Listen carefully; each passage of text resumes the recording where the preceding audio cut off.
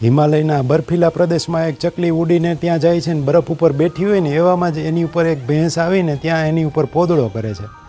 દેખાતી રીતે આપણને લાગે કે આ ચકલી માટે ખરાબ થયું, પણ હકીકતમાં જો એ પોદળો ન કર્યો હોય તો એ બરફની ઠંડી ચકલી સહન ન કરી શકે. એ પોદળાના હિસાબે મહિનો દિવસ એ ચકલી એમાં દટાયેલી રહીને એમાં એ ત્યાં જીવતી રહી.